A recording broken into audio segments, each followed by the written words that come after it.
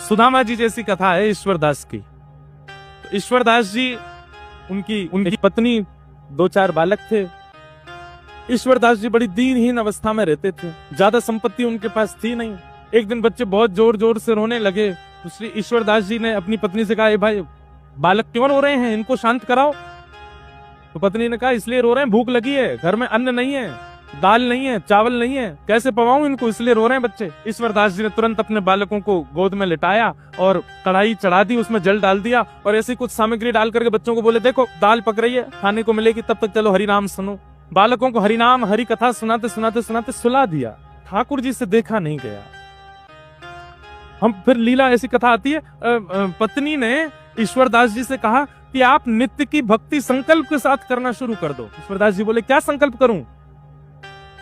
बोले, ठाकुर जी से प्रार्थना किया करो और ठाकुर जी से संकल्प कर दिया करो, हे ठाकुर जी आप हमको अन्न दीजिए, धन दीजिए, संपत्ति दीजिए, इन सबका दशांश आपकी सेवा में लगाया करूंगा, बाकियों से अपने घर परिवार का पोषण करूंगा।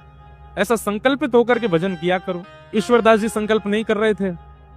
पत्नी से कहा, बोले अन्न रोटी मांगूंगा भगवान से भजन करके।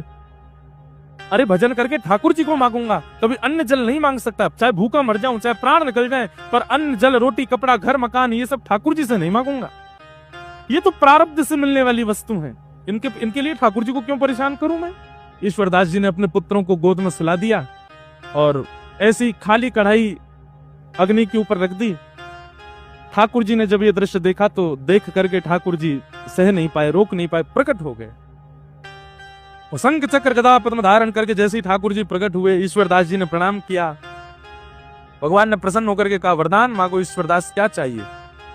ईश्वरदास जी बोले, बस एक ही वरदान दे दीजिए। क्या? कि मेरी पत्नी के चित्त में, मेरे बच्चों के चित्त में और मेरे चित्त में आपसे मांगने के लिए जो भी इच्छाएं प्रकट हुई हैं वो सब खत्म हो जाएं।